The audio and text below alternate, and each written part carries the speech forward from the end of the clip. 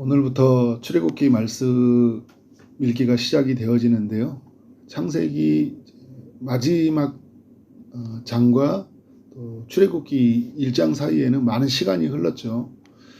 출애굽기 1장에는 이제 애굽으로 갔던 그 야곱의 12 아들이 소개가 되고 있어요. 그리고 그의 자녀들, 손주들까지 포함을 하면 70명이었는데 요셉이 50장에서 죽는 이야기를 소개해주고 있죠. 네, 요셉이 죽고 또 그의 형제들, 또 그때 갔던 그 시대 사람들도 다 죽었다. 이제 이렇게 6절은 이야기를 합니다. 7절에서 이스라엘 자손은 생육하고 불어나 번성하고 매우 강하여 온 땅에 가득하게 되었더라. 요셉의 형들은 요셉이 혹 아버지가 죽었을 때 자기들을 해하지 않을까 이런 두려움이 있었잖아요. 근데 요셉이 자신들을 용서했다는 것들을 진짜 알게 돼요. 지금 평안을 누리게 되죠. 문제는 뭐냐면 요셉이 110세의 나이에 죽은 거예요. 요셉이 없는 애굽 땅에서 살면 어떠한가. 그런데 요셉이 없어도 요셉의 영향력이 있었거든요. 그래서 요셉의 영향력 아래에서 그들이 잘 살아요. 더 중요한 거, 그 영향력을 누가 주시냐는 거예요. 하나님이 주신 거잖아요. 하나님의 은혜로 말미암아 그들이 애굽 땅에서 삶이 그렇게 안전하게 시작이 되어지는 거죠. 그래서 고센 땅에서 생육하고 불어나 번성하고 매우 강하여졌다. 그래서 온 땅에 가득하게 되어졌다, 이렇게 이야기를 하고 있습니다. 근데 여러분, 이게 하나님의 약속이었잖아요. 아브라함에게 주셨던 약속이잖아요. 별과 같은 자손, 땅의 티끌과 같은 자손을 주실 것이라는 하나님의 약속이에요. 창세기 15장에서 이방 땅에서 큰 민족을 이룰 것이라는 하나님의 약속이었죠. 그리고 이것은 야곱에게 주신 약속이기도 해요. 야곱이 브엘세바에서 가나안 땅을 떠나야 되는지 하나님께 물었을 때 하나님이 애굽으로 가라, 가나안 땅을 떠나라, 그곳에서 내가 큰 민족을 이룰 것이라는 그 약속을 주셨거든요. 그 약속이 지금 이루어지는 현장을 보고 있는 거예요. 근데 여러분, 약속이 성취되는 과정을 보면 항상 방해하는 게 있어요. 방해하는 것들이 있다는 것들이 이제 어떻게 보여주고 있습니까? 8절 이하에서 이제 우리에게 보여주고 있습니다. 요셉을 알지 못하는 새 왕이 일어나 애굽을 다스렸다. 요셉이 죽어서 모르는 사람들이 없었겠죠. 처음에는 요셉을 알고 있었지만, 그러나 요셉의 그 영향력이 있었죠. 이후의 왕 중에 이 요셉을 알지 못하는, 요셉의 영향력이 알지 못하는 그런 이제 왕권이 이제 들어서면서부터 이스라엘 안에 고난이 일어나기 시작합니다. 그래서 그 사람들이 이스라엘을 바라볼 때 어떤 시각으로 바라보냐면 우리보다 많고 강하다. 10절에 보니까 그들이 우리의 대적과 합하여 싸우고 이 땅에서 나갈 것 같다. 이들은 이전의 왕들은 어떻게 생각했냐면 이 애굽에게 있어서 가나안 사람들은, 히브리 사람들은 동력의 대상이에요. 함께 공존하고 함께 살아가는 그런 어떤 대상들이었죠. 그런데 여러분, 이제는 어떤 대상이에요?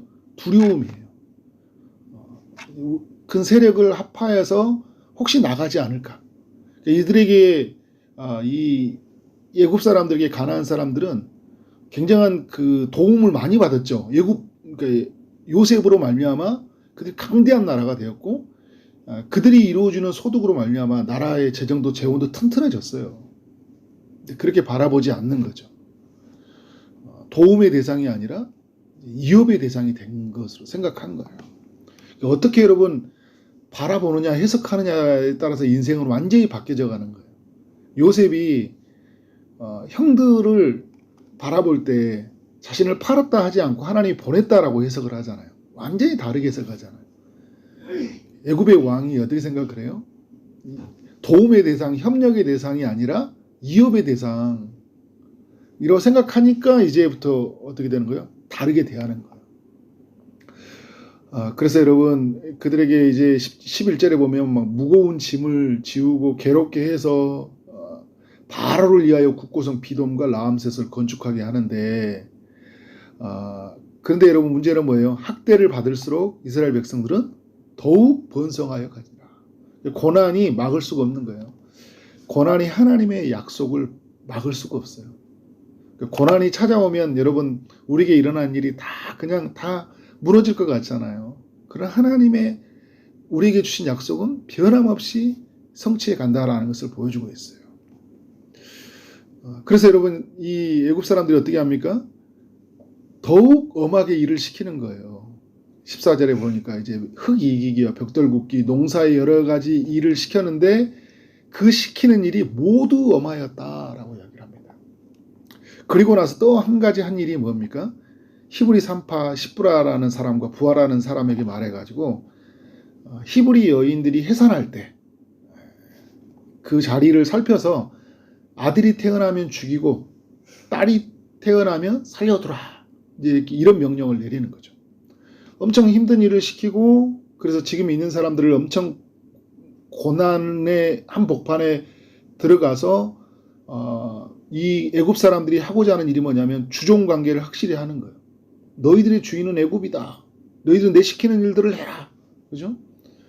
그러니까 그 이스라엘 백성들이 강하여졌다 이야기할 때 더 이상 이 사람들이 나는 애굽 사람이지만 애굽과 동등한 권리를 갖는 그런 시민이야라는 생각을 완전히 짓밟아 버리는 거잖아요. 그리고 이제 태어난 사람들을 다 죽여버리는 거예요. 엄청난 시련이죠.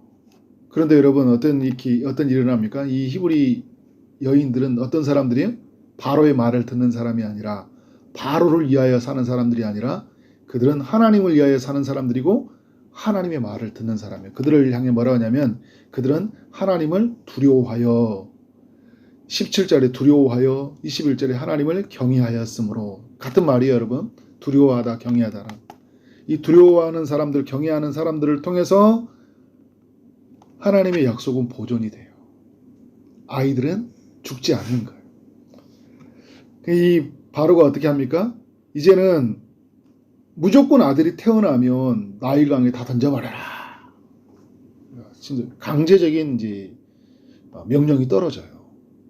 애굽 대대적인 이제 히브리의 사람들, 아이들의 숙청 작업이 들어가는 거죠. 어른들을 다 죽인 건 아니고, 어른들은 더욱 힘들게 일을 시키고 아이들은 죽이라는 그런 강한 바로의 명령이 떨어지죠. 근데 여기서 누가 태어납니까? 모세가 태어나죠. 모세는 살아나요.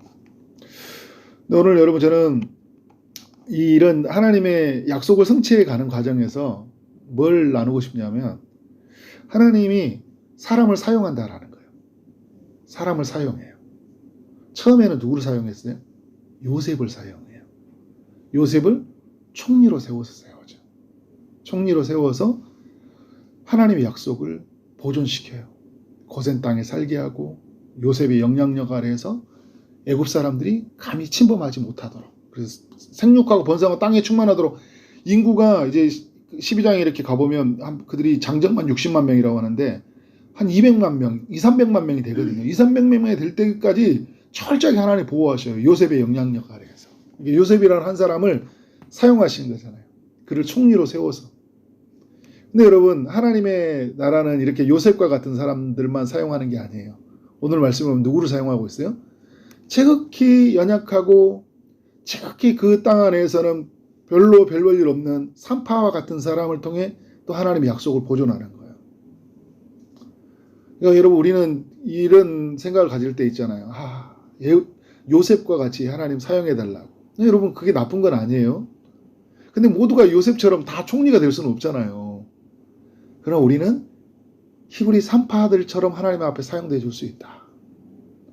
무명의 사람들, 그러니까 근데 이 사람들은 오늘 이름을 말하고 있지만 이 너무 힘없는 사람들이잖아요.